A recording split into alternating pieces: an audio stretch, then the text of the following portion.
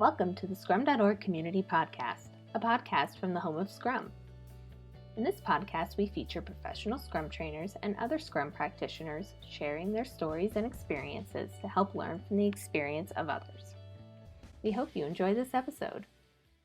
Hello and welcome to the Scrum.org Community Podcast. I'm your host, Dave West, CEO here at Scrum.org, talking to you from a sunny Boston, Massachusetts, which has been unusual. It's been raining a lot here.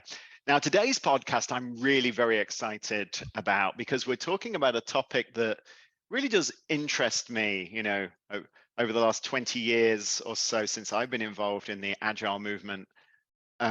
Japan has always loomed in the psyche of agility because of lean manufacturing, Toyota production system, Toyota design system, the ideas of that new product game that was written by the same authors that talked about the Toyota way. So Japan has been this very interesting topic. So today's podcast, we're very fortunate that we have a professional Scrum trainer based in Japan, in Tokyo, Gregory Fontaine. So I'd like to welcome Gregory to the podcast today. Welcome to the podcast, Gregory. Hi, Dave. Welcome, everyone. Yeah, I'm calling from a rainy Tokyo late evening, but happy to be here. It's great to have you. And so you're not Japanese.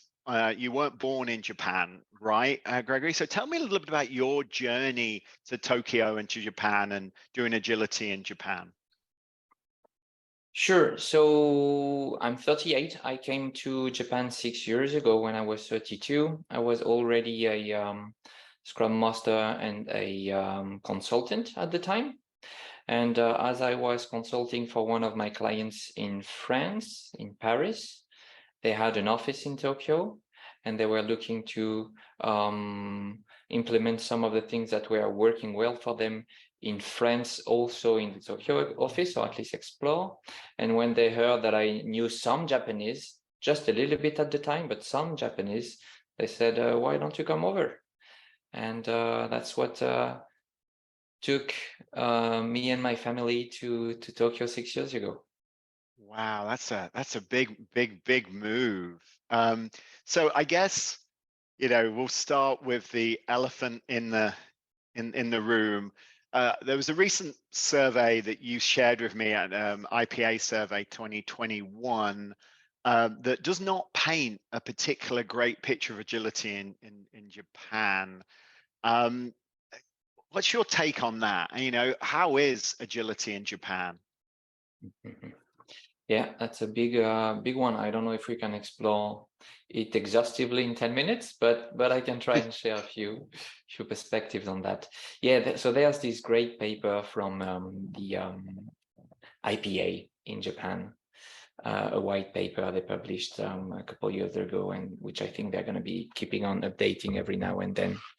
And they asked questions to people in different industries in organizations in Japan and the US. And let me share just some of those questions. One of them was, for instance, how much progress have you made with design thinking in your organization, with agile development in your organization, with DevOps in your organization? And possible answers were from we do not know what it is, all the way through we are using it company-wide. And the difference between the US and Japan is mind-boggling, to say the least. We can see, for instance, that agile development is, according to the respondents in the US, used company-wide by 25% of the organizations, and that number is only 4.3% in Japan. Oh, wow. For DevOps, that would be 3%. Design thinking, wow. 4.5%. So now you might argue that maybe it's just that they are not familiar with the term or the concept or the tool or the technique, but the underlying principles are already in place. But there are other questions that clearly tell us that this is not the case. For example, let me share just one more item in the report. The question was, in your organization, IT systems can be updated quickly and securely in response to changes from not achieved at all, we are not able to do that at all the way through. We can do that easily. And in the US, 35.8% of the respondents said, yeah, we can do that. And in Japan, that's 3.6%. Oh, that's very worrying. So other questions in the report, very, very to the point as well. But anyways, they all kind of paint the same picture. Those questions in the report, which is Japan organizations, for the most part, are not where the US is. And it's not just a difference in the techniques that are used or the practices that are in place. It also impacts the ability to respond to change and agility. So I think it does matter, and it is an important question for anyone who cares about the future of Japan economy. So it is interesting because obviously we don't do Agile to be agile. We do it to deliver more value faster, to respond to the environment we're at, to create an environment where teams are empowered to deliver value, etc. So do you think that these survey results, obviously the time to market kind of thing, which you described as when there's a problem, how quickly, can we fix it sort of stuff. Do you think that the survey results are illustrative of that? Let's just pick on innovation, for instance. Do you feel that Japanese companies have an innovation challenge? Do you think that? Maybe I'm going to contradict myself a number of times during this podcast, because some people are too pessimistic, and some people are maybe just not seeing how big the opportunity is. So I want to speak to those two populations. Yeah. So when it comes to innovation, I think there are some innovative companies out there in Japan, and innovative products are being developed. Not just 30, 40 years ago, but even today, it's happening. In the gaming space, of course, you've got products that everybody knows about: Sony's PlayStation 5 and Nintendo Switch. You've got Toyota, Nissan, and Honda investing in hydrogen fuel cell vehicles. Maybe not commercializable product yet, but it's definitely promising technology, and those companies are at the forefront of it. You've got companies innovating in the robotics field as well, like SBRG, SoftBank Robotics Group. They are #1 globally in sales of professional facility robots. Maybe you've seen them at one of your McDonald's in the US. I think yes. McDonald's is one of their clients. Yeah. You've got Fanuc in the industry field as well, industrial robots that are also blockbusters in the field. You've got Fujifilm with advanced diagnostic imaging solutions. You've got pharma companies as well. Takeda in the oncology space, for instance, Eisai, Chugai, Astellas, Daiichi Sankyo. So and then you've got space as well. So JAXA is big in space. You've got some startups in space.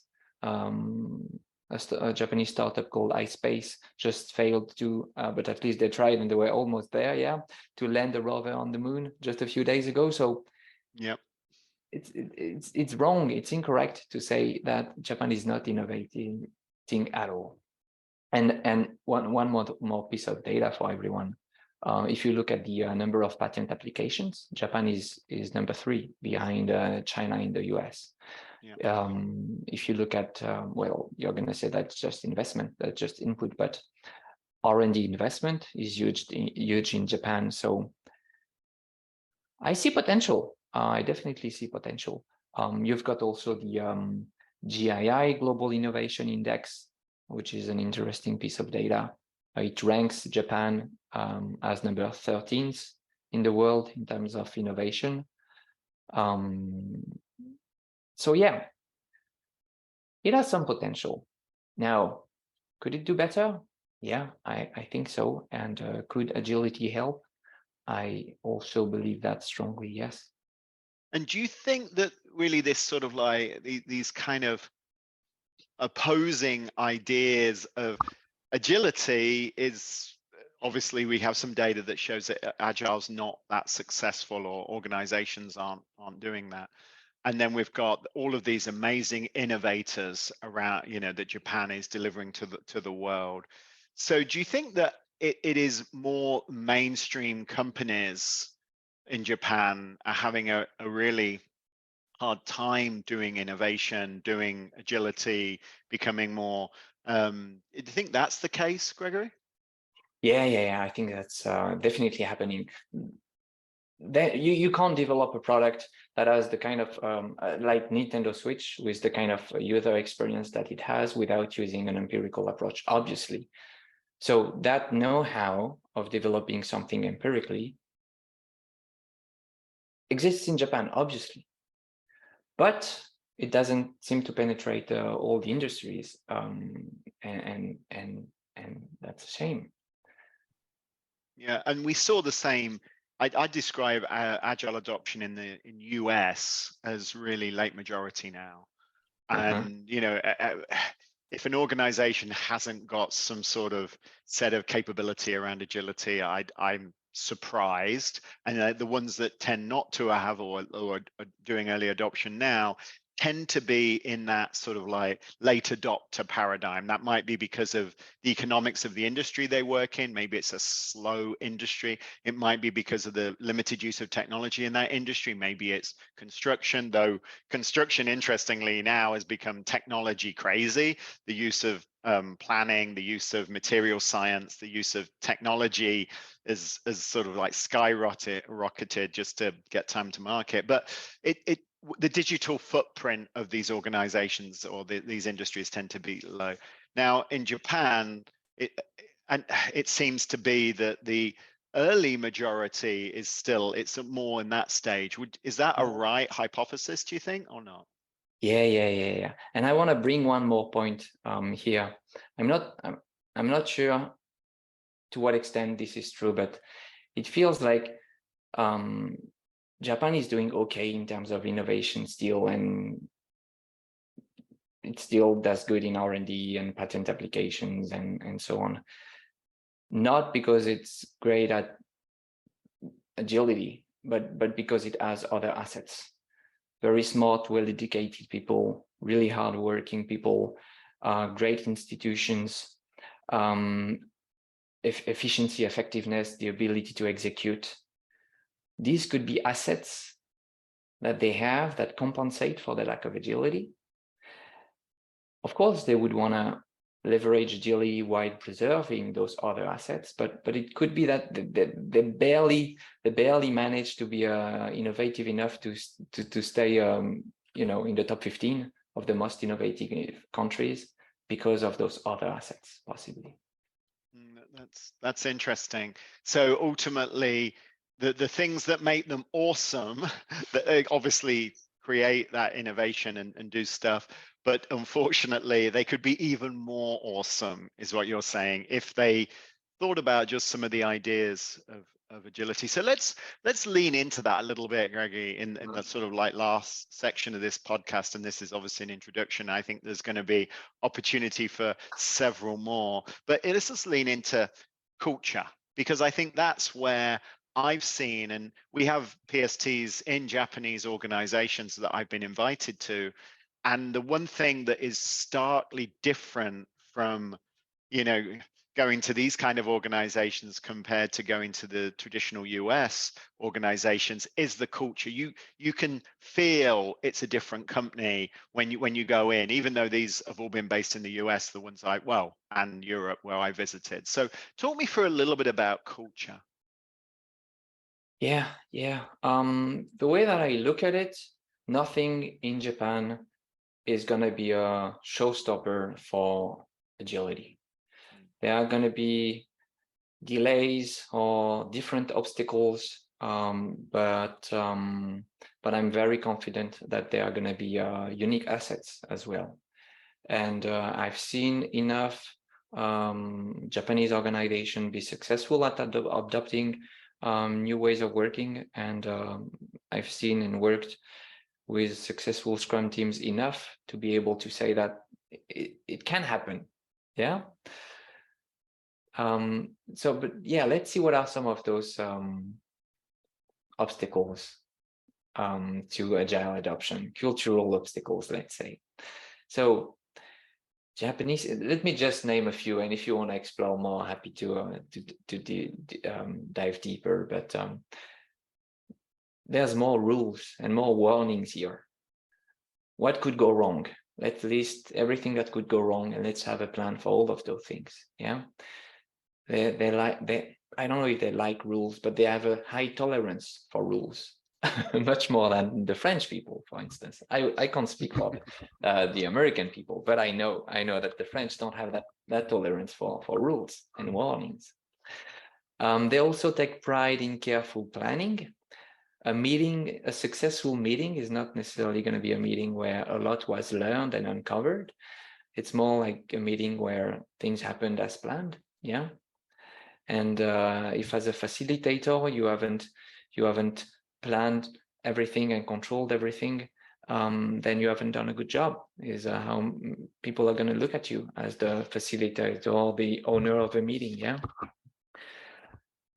Risk aversion is a big topic. It depends what we mean by it, but generally speaking, I think Japanese people are risk averse.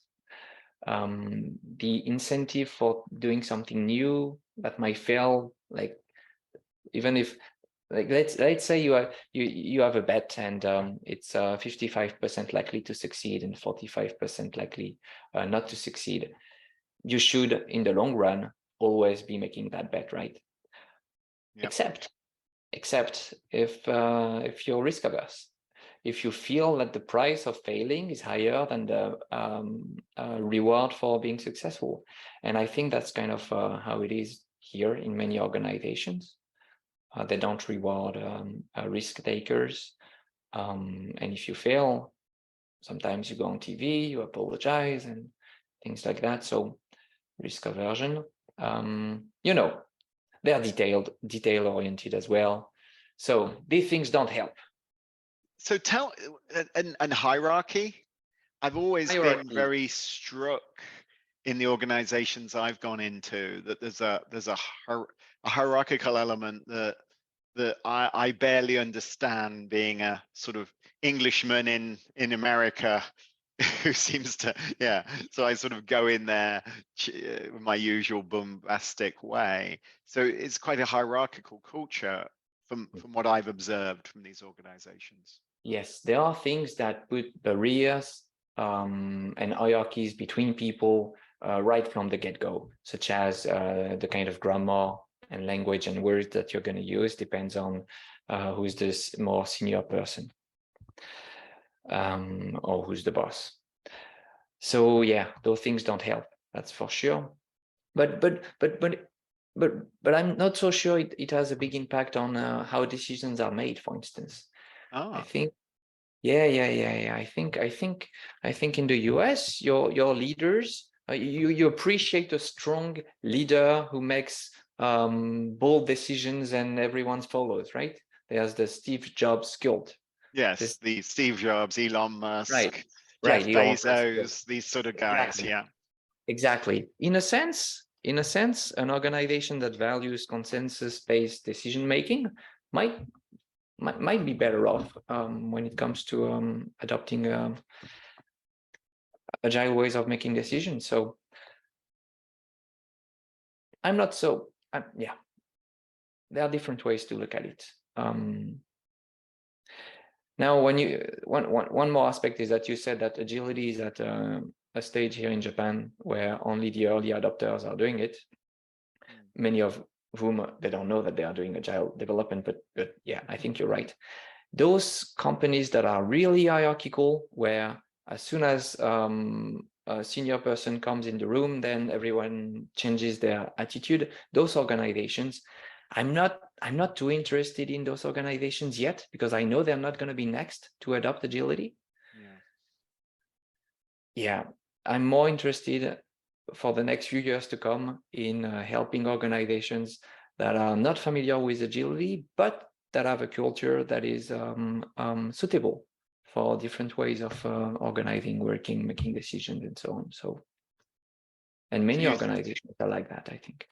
So, Gregory, so ultimately, there are some challenges culturally. It's funny, it is impossible to totally generalize. You know, there's companies in the US that are very different from other companies in the US. There's companies in the Netherlands, there's companies in France, Germany, England, wherever it is. You know, these generalizations are interesting, though they're not necessarily always accurate. However, I have to say the Netherlands is a great example of probably one of the most agile places I've ever been. You know, in terms that you go to Starbucks and the person opposite you you're wearing your Scrum.org t-shirt and somebody goes, "I've got a PSM." You're like, "Whoa, okay, hi, nice to meet you." It's I've never been to a country more, and to some extent, many of the things that you described are the opposite in the Netherlands. For instance, they don't really hierarchy's not really, they challenge everything. They're always looking for delivering value. I mean, if you build a country below sea level, you know, there's always going to be the need for empirical feedback data, checking things, you know, that sort of small bets, because, you know, there might be a flood tomorrow. So I think there are some interesting learnings from the culture of countries and where these organizations or these teams reside. However, obviously, we always have to look at it with a little bit of a, you know, it's interesting. It's not necessarily always accurate. So tell me, and just in this final few minutes of the podcast, and I think I'd love to lean in a little bit on some of these topics. So how, when you've been working with these organizations, how have you encouraged them to change some of these behaviors?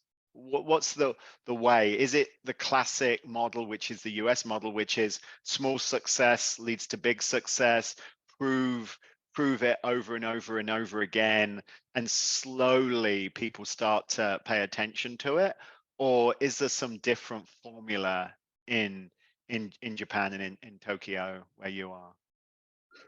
Not that I have seen. In all cases, it's been as you described. Start small. Usually, with, even if you start small with sponsorship at the highest level, and then see from there. I can tell a couple of stories maybe here, or at least just one. When I was a consultant a few years ago, one of our clients was large Japanese insurance company, very traditional one that has existed for centuries, and they realized that there was a market opportunity with customers in their 20s or 30s, and that they were late compared to their competitors in that particular segment. And the main reason for them being late was their lack of digitalization of many of their processes and marketing channels and so on. So they decided to tackle that problem using tackle that problem.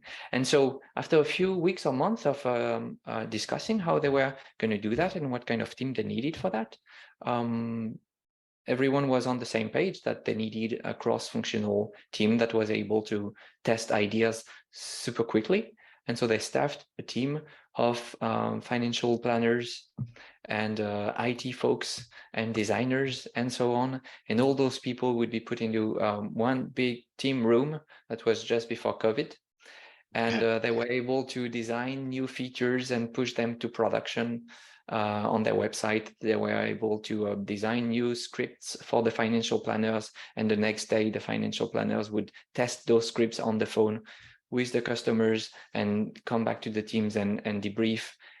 And all of that was made possible because of that high-level sponsorship. And from there, the organization learned, and they learned that they would benefit from a similar approach elsewhere in their organizations as well. I've got other stories that are very similar. Start small, yet with a strong level of sponsorship, and expand. Yeah, and I think that that's the key, really, and that's the key in the US as well. I think it's this is no secret sauce. I think it's the worldwide model. Start small, get that executive sponsorship, get those wins, demonstrate that value, persuade those cynics, get them as advocates, and then slowly, the adoption grows. And even if it doesn't, at least you've managed to do one thing well. So you know, at the end of the day, right? Exactly. Okay. We only scratch the surface, Dave. Yeah, I know. It is. It's always interesting. I'm super excited about the Japanese market. What we didn't have chance to talk about today, which I really would like to spend some more time on, is a little bit more what is different. I think we should explore that in a little bit more detail, and also this connection with lean and how relevant lean is to the agile movement, but also to the culture of Japan. So I'd like to put a little pin in that. Let's come back to that in a future episode. And thank you for spending the time, Gregory, with us today. Thank you, Dave, for asking great questions as always, and happy to have another session later. Brilliant. All right, everybody. I'd like to thank Gregory Fontaine. We'll put a link to that survey that we were talking about in the notes to this podcast, so you can have a look if you're interested. This is the Scrum.org community podcast. I guess I still am your host, Dave West, here at Scrum.org. We were fortunate today to have Gregory Fontaine, based in Tokyo, talking to us a little bit about Japan and agility. That really interesting topic. We could have gone on for hours, but there'll be future episodes about this and other topics that the Scrum.org community and maybe you all finds interesting. So thanks for listening. We really appreciate you being there. Have a fantastic day, and Scrum on, everybody.